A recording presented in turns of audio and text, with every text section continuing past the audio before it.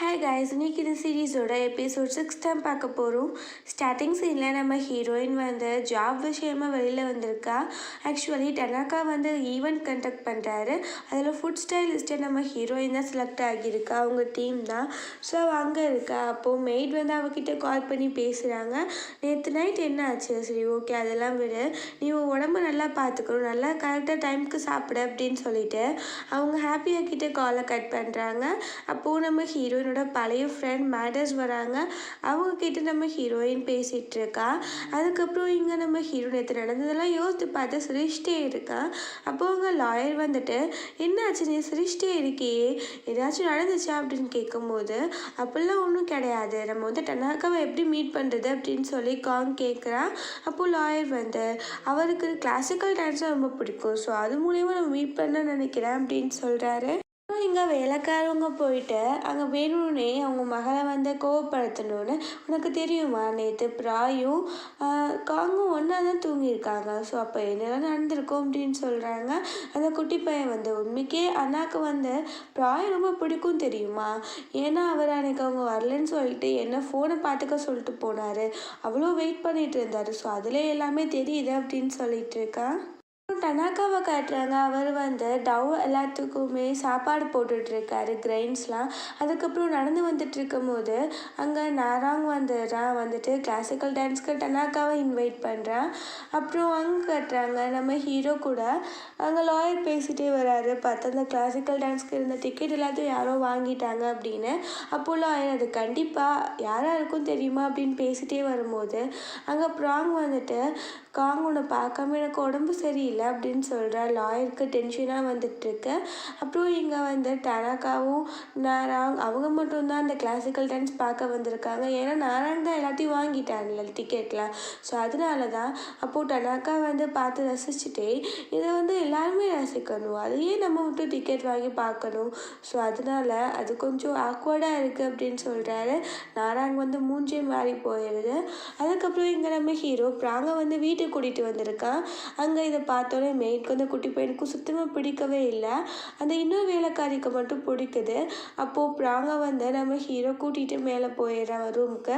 அங்கே போனதுக்கப்புறம் வந்து, எனக்கு மனசே இல்லை தெரியுமா, பிகாஸ் உன் உடம்பு மட்டும்தான் எப்போவுமே என் கூட இருக்குது, உன் மனசு என்கிட்ட இல்லை, உன்னோட ஹார்ட்டுமே என்கிட்ட தான் இருக்கணும் அப்படின்னு சொல்லிட்டு ரொம்ப ஃபீல் பண்ணுற மாதிரி நடிச்சிட்ருக்கா.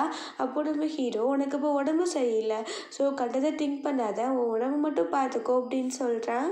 அப்புறம் இங்கே இந்த கிளாசிக்கல் டான்ஸ் முடிஞ்சிருது. தனாக்கா வந்து கிளம்ப போகிறாரு. அப்போது நாராங் வந்துட்டு, உங்களோட இதுக்கு நானுமே கூட வந்து கம்பெனி தரோம், ஸோ இங்கே பிவி எஸ்டேட்டையுமே நீங்கள் வந்து அலையன்ஸ்க்கு எடுத்துக்கலாம், நாங்கள் வந்து உங்களுக்கு ஹெல்ப் பண்ணுவோம் அப்படி இப்படின்னு சொல்லி பேசுகிறான் டனாக்கா கூட சேர்ந்து ஒர்க் பண்ணுறதுக்கு. பட் அவர் வந்து, என்ன நீ வந்து ரெக்வஸ்ட் பண்ணுற அப்படின்னு கேட்கும்போது அவன் போய் சொல்கிறான், நான் வந்து காங்கோ ரெப்ரசன்டேட்டிவ் அப்படின்னு. பட் இவன் வந்து அப்ரோச் பண்ணுற விதம் அவனுக்கு பிடிக்கவே இல்லை. ஸோ அவர் அதெல்லாம் பார்க்கலாம் மெதுவா அப்படின்னு சொல்லிட்டு போயிடுறாரு. நாராங்க்கு வந்து ரொம்ப டென்ஷன் ஆகிட்டு இருக்கு. இந்த விஷயம் வந்து லாயருக்கு தெரியும்ல, நாராங் தான் கண்டிப்பாக அப்படி பண்ணியிருப்பான்னு. ஸோ அதெல்லாம் ஹீரோவோட அம்மா கிட்டே சொல்லிட்டு இருக்காங்க. அப்போது நம்ம ஹீரோவோட அம்மா வந்து, இதில் நான் எதுவுமே ஹெல்ப் பண்ணது போகிறது கிடையாது, அவன் என்ன பண்ணுறானோ பண்ணட்டும், பார்க்கலாம் வேண்டதான் பண்ணுறான்னு அப்படின்னு சொல்கிறாங்க. அப்புறம் இங்கே நம்ம ஹீரோ உட்காந்து ஃபைல்ஸ்லாம் பார்த்துட்டு இருக்கும் போது ப்ராங் வேகமாக எழுந்திரிச்சு ரூம் விட்டு வெளியில் போக போகிறா.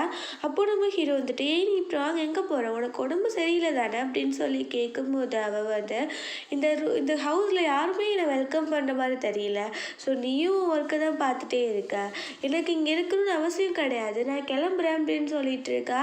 அப்போது நம்ம ஹீரோ, ஐயோ அப்போல்லாம் ஒன்றும் கிடையாது, நான் டனாக்காவோட மீட்டிங்க்கு போகணும்ல, உனக்கும் தெரியும் இன்றைக்கி ஒரு நாள் எனக்கு மிஸ் ஆகிருச்சு, ஸோ அதனால தான் நான் அதெல்லாம் பார்த்துட்டு இருந்தேன் அப்படின்னு சொல்லும் போது, அப்படியா சரி ஓகேவா நம்ம ஒரு ஃபோட்டோ எடுத்துக்கலாம் அப்படின்னு சொல்லிட்டு எடுக்கிறா.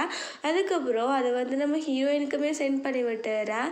நம்ம ஹீரோவுக்கு அது தெரியாதுல்ல, அவள் வந்து வாஷ்ரூம் போயிட்டு நம்ம ஹீரோயினை பற்றி லாயர் சொன்னாதில்ல, அவளுக்கு யார் நல்லது பண்ணுறாங்களோ அவள் நல்லது பண்ணுவாள், கெட்டது யார் பண்ணுறாங்களோ கெட்டது பண்ணுவாள் அப்படின்னு.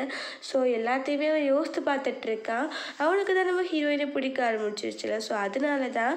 அப்புறம் இங்கே வந்து மெய்யும் நம்ம ஹீரோயின் சேர்ந்து ஃபோட்டோ எடுத்துகிட்டு இருக்கும்போது அவளுக்கு ஏதோ மெசேஜ் வருது. அதை வாங்கி நம்ம ஹீரோயின் பார்க்குறா. பார்த்தா ப்ராங் தான் ஃபோட்டோ அனுப்பி விட்ருக்கா. இதை பார்த்தோன்னே ஹீரோயின் ஷாக் ஆகிடுறா. என்னடா இது அப்படின்னு. அதை வாங்கிட்டு மெய்யும் பார்த்துட்டு இது என்ன நடந்துட்டுருக்கு, நீ அப்போஸ்லாம் பண்ண மாட்டியா, நீ ஏன் இப்படி இருக்க, நான்லாம் என் ஹஸ்பண்ட் இப்படி பண்ணியிருந்தா என்ன வழி பண்ணியிருப்பேன் தெரியுமா அப்படின்னு சொல்கிறாங்க. ஹீரோயின் அவங்க நம்மளை யூஸ் பண்ணிட்டு வர்றாங்க அப்படின்னா நம்ம அப்படியே மூவ் ஆன் பண்ணிட்டு போயிட்டே இருக்கணும். அப்படி நம்ம பார்த்துக்கலாம். என் ஹஸ்பண்ட் நான் இல்லைன்னு சொல்லலை, பட் இருந்தாலுமே அவங்களுக்கும் வேணும். நம்ம ஓயாமல் சொல்லிட்டுலாம் இருக்க முடியாது. ஸோ நம்ம ஓன் பிஸ்னஸை மட்டும் நம்ம பார்த்தா போதும் அப்படின்னு சொல்லிட்டு அவளுமே ரொம்ப ஃபீல் பண்ணி பேசிகிட்டு இருக்கா. அங்கே ப்ராங் தூங்க போகிறா. அப்போ குட்டி பையன் நம்ம ஹீரோக்காக பால் கொண்டு வந்திருக்கான். அப்போது அவள் வச்சினை கிளம்பு அப்படின்னு சொல்லும் போது இல்லை இல்லை நான் கொடுத்துட்டு தான் போவேன் அப்படின்னு சொல்கிறான். அங்கே நம்ம ஹீரோ வந்தோடனே அதை கொடுத்துட்டு இன்றைக்கி இந்த ரூமில் தான் நான் தூங்கணுமா, எனக்கு உங்கள் அம்மா கால் பண்ணி சொன்னாங்க, ஸோ அவங்களோட ஆர்டரை நான் மீற முடியாது, ஸோ இங்கே தான் தூங்குவேன் அப்படின்னு சொல்லிட்டு இருக்கான். அப்போ ப்ராங் இங்கே வா, நீலாம் இங்கே தூங்கக்கூடாது, இப்படிலாம் பண்ணாத அப்படின்னு சொல்லும் போது நம்ம ஹீரோ இது கண்டிப்பாக எங்கள் அம்மாவோட ஆர்டராக தான் இருக்கும், ஸோ இதை நான் ஃபாலோ பண்ணணும் அப்படின்னு அந்த குட்டி பையனை சோஃபாவில் தூங்க வைக்கலாம் அப்படின்னு சொல்லிட்டு சொல்கிறான். அப்போது அந்த குட்டி பையன் அதெல்லாம் முடியாது, நான் பெட்டில் நடுவில் தான் தூங்குவேன் அப்படின்னு சொல்கிறான். நம்ம ஹீரோவுமே ஓகே சொல்லிடுறான். ப்ராங் பார்க்க அந்த பையன் நடுவில் படுத்திருக்கா. அவளுக்கு ரொம்ப எரிச்சலாக வந்துட்டுருக்கு. நம்ம ஹீரோ ஃபைல்ஸ் எல்லாம் பார்த்துட்ருக்கான். அப்புறம் இங்கே டனாக்காவை காட்டுறாங்க. நம்ம ஹீரோ அவரை மீட் பண்ணுறதுக்காக வந்திருக்கான். அவர்கிட்ட நான் பிவி எஸ்டேட்டோட பிரசிடென்ட், ஸோ நான் உங்கள் கூட கோஆப்ரேட் பண்ணி ஒர்க் பண்ணணும்னு நினைக்கிறேன், நீங்கள் எங்களோட எஸ்டேட்டுக்கு கண்டிப்பாக ஒரு சான்ஸ் கொடுக்கலாம் அப்படின்னு சொல்கிறான். பட் அவர் சரி ஓகே அந்த ஈவெண்ட்டில் நம்ம மீட் பண்ணலாம், ஸோ அப்போது என் டெசிஷன் எப்படி இருக்குன்னு பார்க்கலாம் அப்படின்னு சொல்லிட்டு போயிடுறாரு. அப்புறம் இங்கே காட்டுறாங்க லாயர் அது ஆம்பாவான்ற ஊரில் தான் நடக்க போகுது, ஸோ நம்ம அங்கே கண்டிப்பாக போகணும் அப்படின்னு ஹீரோ ட்ரெஸ் எல்லாம் பேக் பண்ணிட்டு அவங்க கிளம்பிட்டு இருக்காங்க.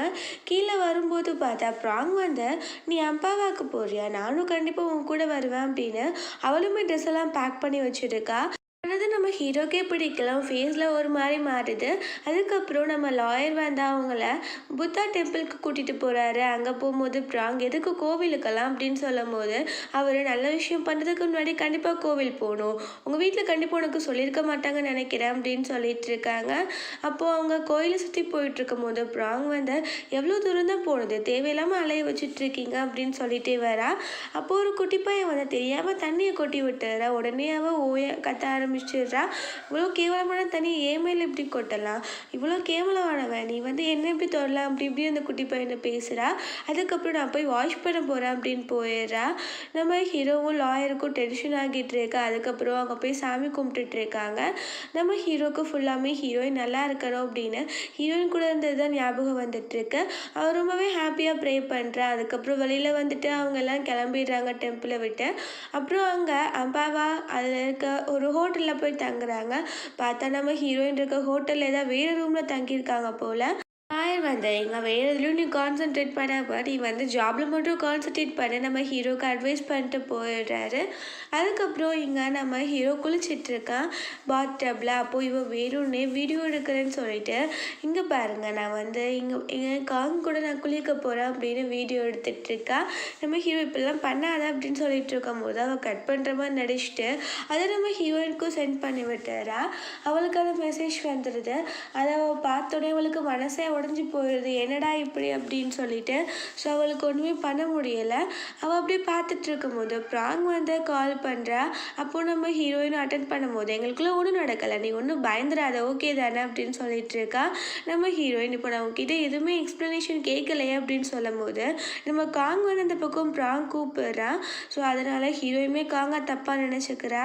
அப்புறம் ஹீரோயின் ரொம்ப மனசு உடஞ்சி போயிட்டு வெளியில் எல்லாத்தையும் யோசிக்கிறா. அதுக்கப்புறம் அதை டெலிட்டும் பண்ணி விட்டுறா. இங்கே பார்த்தா நம்ம ஹீரோ வெளியில் பால்கனியில் நடந்துகிட்ருக்கா, ஹீரோயினும் நடந்துகிட்ருக்கா. பட் அவங்க ரெண்டு பேரும் ஒருத்தர் பார்த்துக்கல. அப்புறம் இங்கே ஹீரோவோட அம்மா ஹீரோவுக்கு கால் பண்ணிவிட்டு நீ டேப்லெட்லாம் கரெக்டாக சாப்பிடு ஓகே தானே, அங்கே ரொம்பவே கிளைமேட் கூலாக இருக்கும் அப்படின்னு சொல்கிறாங்க. அப்போ நம்ம ஹீரோ நான் மெடிசன்லாம் எடுத்துகிட்டு வரலையே அப்படின்னு சொல்லும் போது அவள் கண்டிப்பாக உன்னோட ஒய்ஃப் கண்டிப்பாக எல்லாத்தையும் பேக் பண்ணியிருப்பா, நீ போய் பாரு அப்படின்னு சொல்கிறாங்க. ஹீரோவுமே ஹாப்பி ஆகுறான். அவன் போய் பார்த்தா அதே மாதிரி மெடிசன் இருக்குது. நம்ம ஹீரோயின் இதை கரெக்ட் டயத்தில் எடுத்துக்கோ அப்படின்னு சொல்லுமே எழுதி லெட்டர் வச்சுருக்கா. ஸோ அதை பார்த்துட்டு ரொம்பவே ஹாப்பி ஆகிடுறான். அப்புறம் லாயர் வந்து நம்ம ஹீரோவை கூட்டிகிட்டு போகிறதுக்காக வந்திருக்காரு. அப்போ ப்ராங்மே நானும் கூட வரேன் அப்படின்னு சொல்லும்போது அவர், கண்டிப்பாக நீ வர முடியாதும்மா, அங்கே வந்து இன்வைட் பண்ண பர்சன்ஸ் மட்டும் தான் வரணும் அப்படின்னு ஹீரோ மட்டும் கூட்டிகிட்டு போயிடுறாரு. அதுக்கப்புறம் அங்கே ப்ராங் மட்டும் இருக்கா. அவள் வந்து பார்க்குறா நம்ம ஹீரோயின் வந்து அந்த மெடிசன் வச்சது, அதுக்கப்புறம் அங்கே வந்து அவள் எழுதின லெட்டர் வச்சது. ஸோ அதனால் நீ என்ன ஓவராக க்ளோஸ் ஆகிட்டு இருக்கியா அப்படின்னு இவளோட ட்ரெஸ் எடுத்து ஹீரோவோட பேக்கில் வேணுமே ஒளிச்சு வச்சிடுறா. அவனுக்கே தெரியாமல் நம்ம ஹீரோயின் வந்து சந்தேகப்படட்டும் அப்படின்னு. அதுக்கப்புறம் அவன் எனக்கு மட்டும்தான் சொந்தமானவன் அப்படின்னு பேசிகிட்டு இருக்கா. இங்கே நம்ம ஹீரோவும் லாயரும் வந்துட்டு வேற ஒரு கம்பெனிக்காரங்கிட்ட பேசுகிறாங்க. அவங்க தான் ஃபுட்லாம் அரேஞ்ச் பண்ணியிருப்பாங்க போல். ஸோ அவங்க இன்றைக்கி ஃபுட் ஸ்டைலிஸ்ட் வந்து ரொம்பவே அழகானவங்க. கண்டிப்பாக எல்லாருமே அழகில் மயங்கிடுவாங்கன்னு நினைக்கிறேன். பிகாஸ் அவங்க சமையலுமே அந்த லெவலுக்கு தான் இருக்குது அப்படின்னு சொல்லிட்டு நம்ம ஹீரோயினை காட்டுறாங்க. நம்ம ஹீரோக்கு அவளை புகழ்ந்து பேசணுன்னு அவ்வளோ சந்தோஷமாக இருக்குது. அவன் நம்ம ஹீரோயினை ரசிச்சுட்டே இருக்கான். ஹீரோயினுமே ரொம்பவே அழகாக இருக்கா. அதுக்கப்புறம் அவங்க எல்லாருமே வந்து நம்ம ஹீரோயின் கிட்டே பேசுகிறாங்க. ஹீரோயினுக்கும் ஹீரோவை பார்க்கும்போது கொஞ்சம் ஹாப்பியாக இருக்குது. பட் வெளியில் காட்டிக்கலாம். அவங்க அங்கேருந்து போயிடுறாங்க. அதுக்கப்புறம் அவங்க 2 பேரும் சேர்ந்து டனாக்காவை மீட் பண்ண போகிறாங்க. அங்கே அவர் ஃபுட் ரொம்பவே நல்லா இருக்குது, யார் சமைச்சா அப்படின்னு சொல்லிட்டு மேனேஜ் கிட்டே நின்று பேசிகிட்டு இருக்காரு.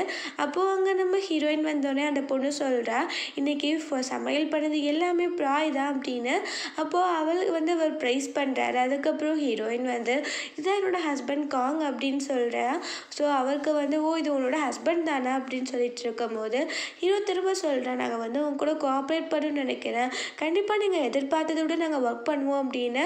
அவர் சரி ஓகே நான் யோசிக்கிறேன் அப்படின்னு சொல்கிறாரு. அதுக்கப்புறம் அங்கேருந்து போயிடுறாரு.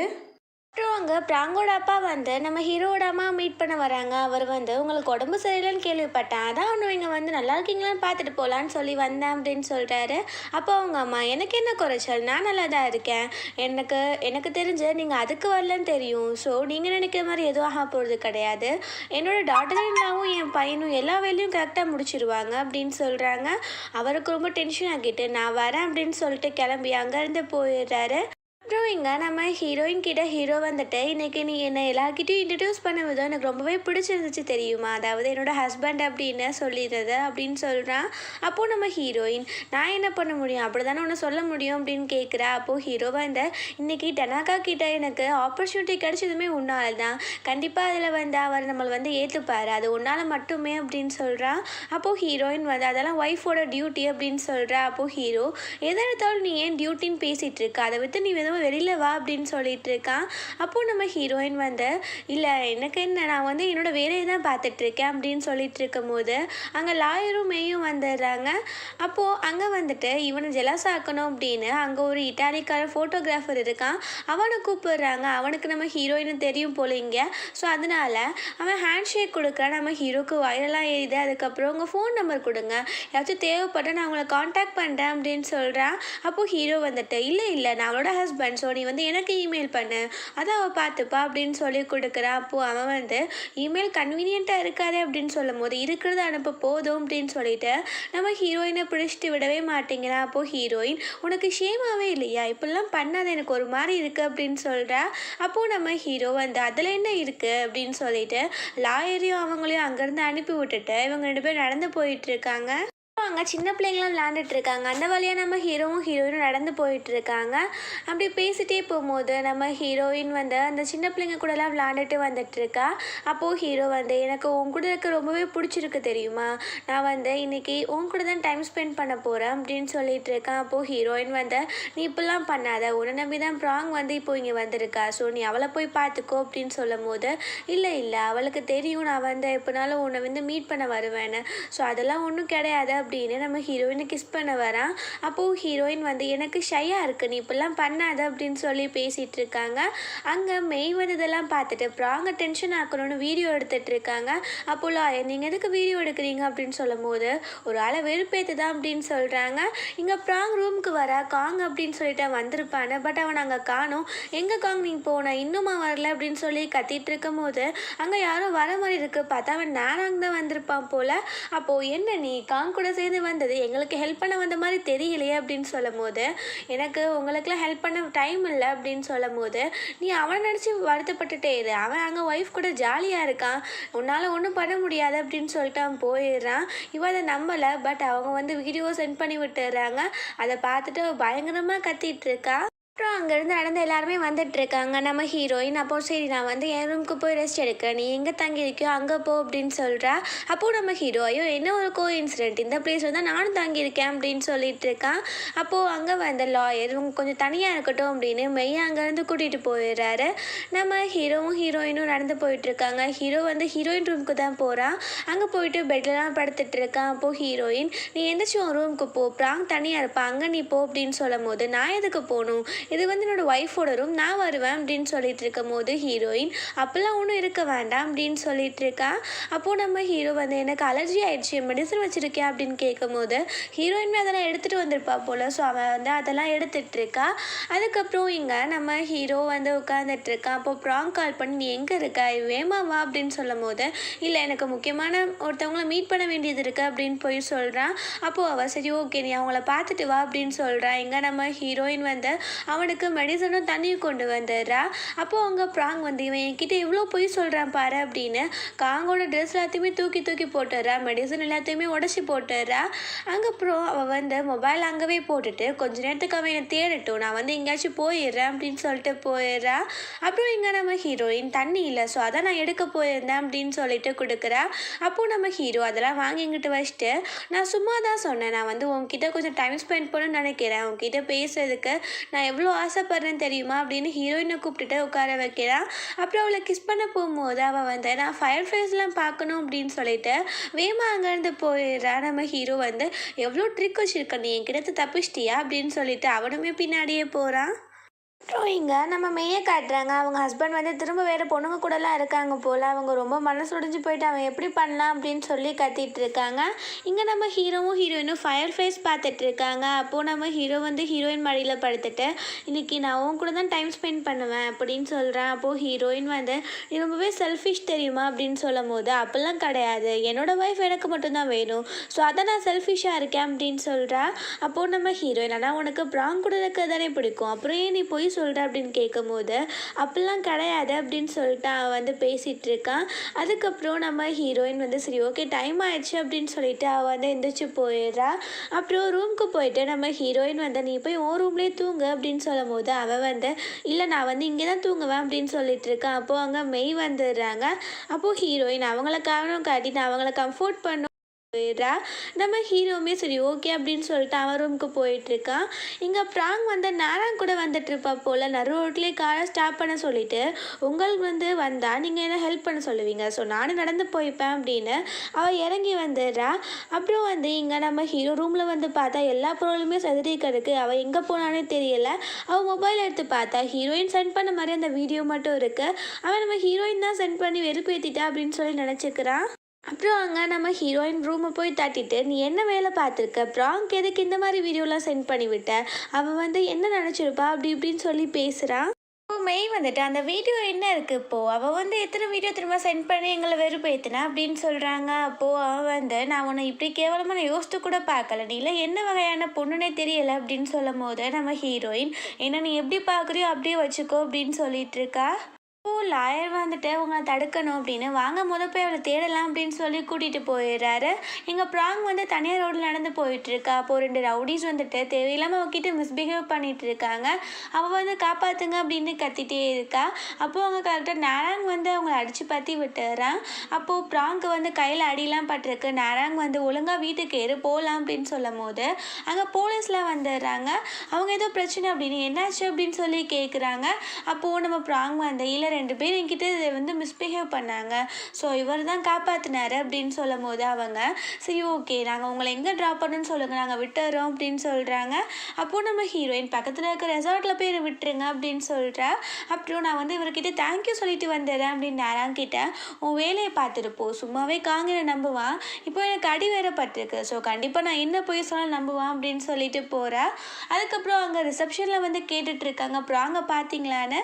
அவங்க வந்து அவங்க கோவமாக எங்கேயோ போன மாதிரி இருந்துச்சு அப்படின்னு சொல்லிட்டு இருக்கும் போது போலீஸ் வந்து ப்ராங்கை கூட்டிகிட்டு அங்கே வந்துடுறாங்க. ப்ராங் வந்து ஐயோ ரொம்ப வலிக்குது அப்படி இப்படின்னு சீன் போட்டுட்ருக்கா. அப்போ போலீஸ் வந்து நீங்கள் அந்த 2 பேர் மேலே கேஸ் கொடுக்கணும்னு விரும்புகிறீங்களா அப்படின்னு கேட்கும் போது அப்போது அவள் வந்து அதெல்லாம் ஒன்றும் வேண்டாம், நான் வந்து இதெல்லாம் வாபஸ் வாங்கிக்கிறேன் அப்படின்னு சொல்லிடுறா. நம்ம காங் வந்து மெடிசன் எடுத்துக்கிறதுக்காக போயிருக்கான். ஹீரோயின் இவ சீன் தாங்க முடியாது அப்படின்னு சொல்லிட்டு போயிட்டு இருக்கும் போது மெய் வந்துட்டு நீ ஏன் இப்படிலாம் பண்ணுற, நீ வந்து பட்டுன்னு பேசி விட்டுறணும், அப்புறம் அவகிட்ட இருந்து உண்மையை நீ வாங்கிடணும், அவள் எவ்வளோ பொய் சொல்லிட்டு இருக்கா அப்படின்னு சொல்லும் போது நம்ம ஹீரோயின் இங்கே நான் சண்டை போடுறதுக்கு வரல, இங்கே ஒர்க் பண்ண வந்தேன், ஸோ அந்த பீஸ்ஃபுல்னஸ் ஆச்சும் என் மனசில் இருக்கணும் அப்படின்னு சொல்கிறா. அதுக்கு அவங்களும் அதுவும் சரிதான் அப்படின்னு சொல்லும் போது ப்ராங் வந்து இப்போ வச்சு என்கிட்ட மோதுறது தப்பு நினச்சிக்கிட்டே அப்படின்னு சொல்லும் போது நம்ம ஹீரோயின் சரி நான் வந்து உன்கிட்ட தோத்தெல்லாம் ஒன்றும் போகல, உன்னை மாதிரி ஒருத்தவங்ககிட்ட கேவலமாக சண்டை போடக்கூடாதுன்னு நினைக்கிறேன் நான், ஏன்னா நான் வந்து ஸ்லீப்பிங் பார்ட்னர் நீ சொல்கிற, அப்படி சொன்னாலுமே நான் மேரேஜ் சர்டிஃபிகேட் வச்சுருக்கேன், உன்கிட்ட அது இருக்கா, அப்போது நீ வந்து லீகலே கிடையாது அப்படின்னு சொல்கிறா. உடனே இவன் அடிக்க வரும்போது நம்ம ஹீரோயின் கையை பிடிச்சிட்டு இந்த வேலை என்கிட்ட வச்சுக்காத அப்படின்னு சொல்கிறா. ஓகே ஃப்ரெண்ட்ஸ், இதோட இந்த எபிசோட் முடிஞ்சிருச்சு. இந்த வீடியோ பிடிச்சா கண்டிப்பாக லைக் பண்ணுங்கள், ஷேர் பண்ணுங்கள், கமெண்ட் பண்ணுங்கள் அண்ட் மறந்துடாமல் சப்ஸ்கிரைப் பண்ணுங்கள்.